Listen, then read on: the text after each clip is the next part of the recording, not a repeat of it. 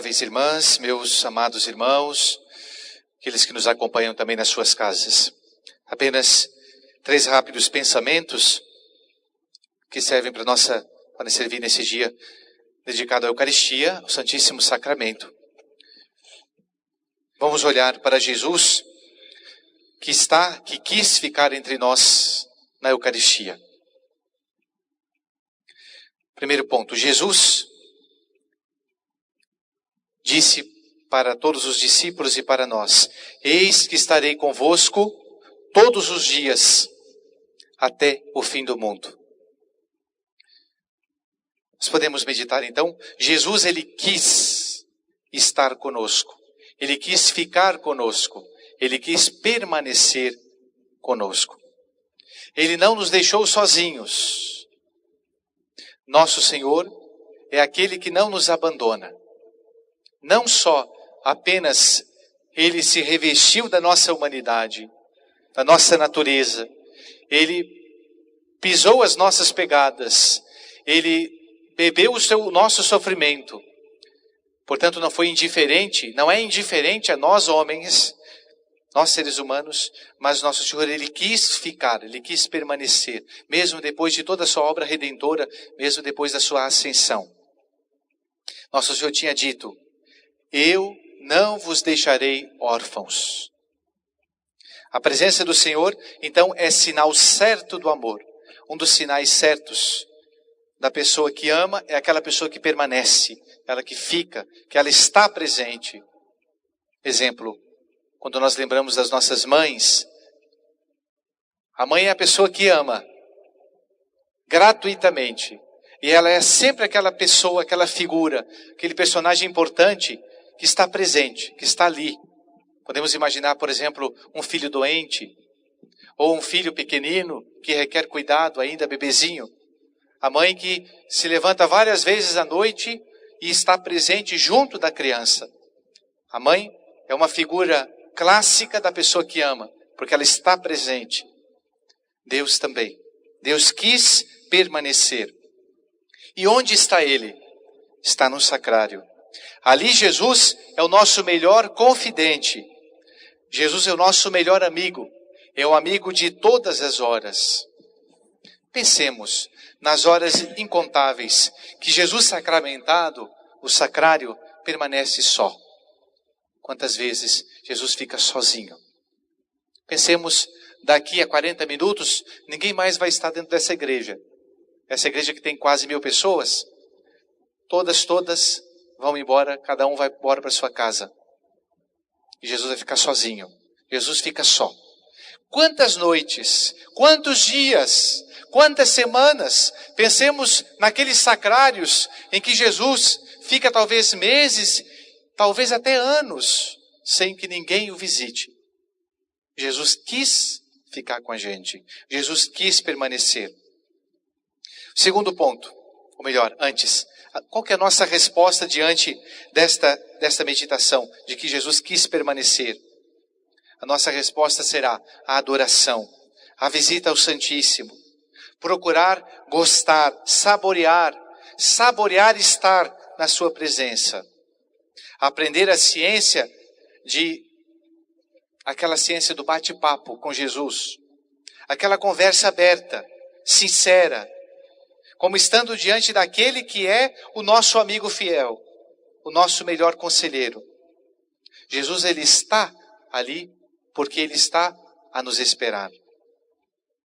Vamos então, como dizia São João Paulo II, saber perder o tempo diante do sacrário. Faça uma experiência de não só rezar nas suas casas, mas de rezar também diante do sacrário, diante do Santíssimo. Experimentem, saboreiem nosso Senhor. Como existe um salmo que diz, o nosso coral fez uma peça tão bonita: provai e vede quão suave é o Senhor. Segundo ponto, o aniquilamento do Senhor. Ele, Jesus, ele quis, como eu disse, trilhar o nosso caminho. Então Deus, sendo tão grande, tão imenso, desce do seu trono real. Portanto, ele se faz homem, em tudo semelhante a nós, e até semelhante no sofrimento, nas tentações, menos no pecado.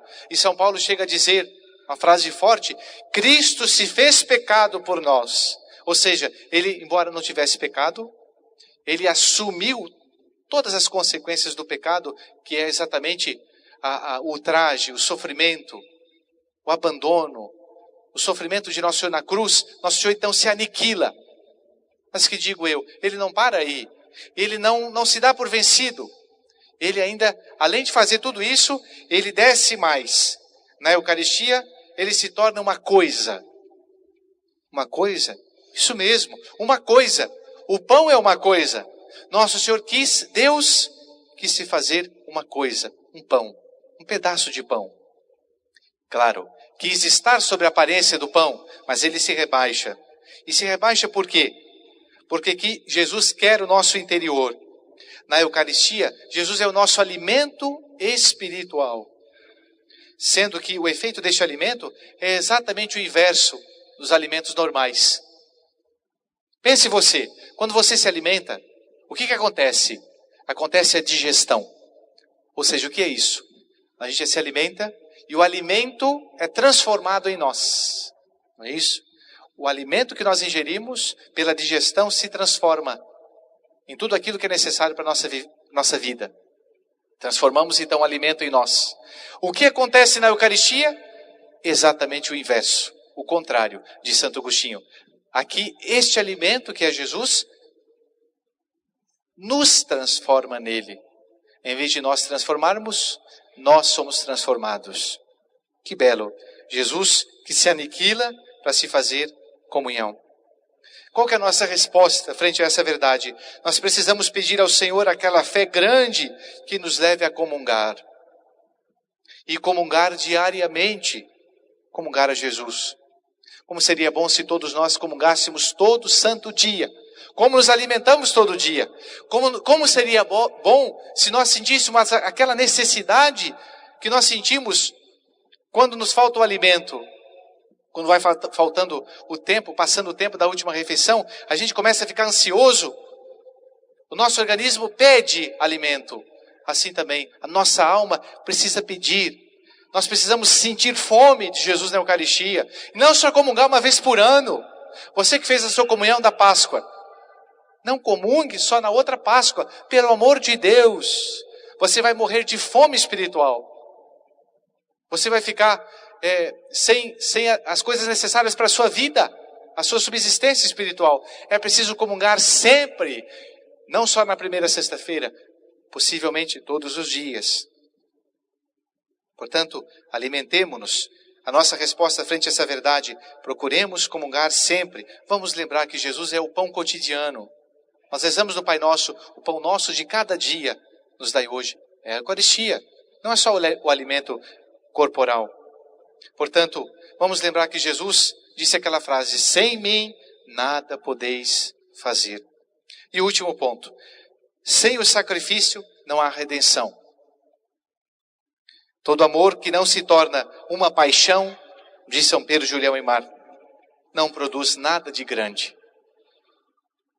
Eu repito, todo amor que não se torna uma paixão, não produz nada de grande. O amor do Senhor é a sua paixão por nós. Claro, nesse sentido, nós entendemos que Jesus ele nos ama apaixonadamente, no sentido de que ele quis padecer a passio, a paixão. Nós também precisamos transformar esse nosso amor tão pequenino a Jesus numa verdadeira paixão, uma capacidade de nos sacrificar por ele. Quem ama se sacrifica. Eu volto àquele pensamento da mãe, né? O amor de mãe é o amor que sacrifica. É capaz de dar a vida. Semelhante àquela história daquela mãe que viu o seu filho cair na água, no rio, não sabia nadar, e ela, por um instinto materno, por um amor materno, ela pula na água sem saber nadar.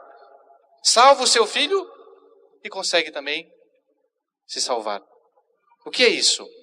É o amor que se esquece. É o amor que se sacrifica. É o amor... Gente, o sacrifício tem que doer. Nós temos que cortar a nossa própria carne muitas vezes para demonstrarmos que a gente ama. Então, quanto mais com Deus. Nós temos que renunciar ao pecado. Esse é o grande obstáculo. Mas mais do que isso, nós temos que nos aproximar mais do sacrifício de Jesus, que é a Santa Missa. Resposta a essa verdade. Não ter medo da dor. Não ter medo do sacrifício para demonstrar o nosso amor por Ele. Sacrificar-se, unir-se ao seu sacrifício em cada Santa Missa. Portanto, quem falta uma missa, por exemplo, um dia santo de guarda, comete um pecado grave. Por quê? Porque está desprezando o sacrifício de Jesus. O sacrifício de um Deus. E a Santa Missa é a renovação do seu sacrifício. Não é? Então sacrifiquemo-nos. Sacrifiquemo-nos também junto com o altar, junto com nosso Senhor. Louvado seja nosso Senhor Jesus Cristo. Para sempre seja louvado.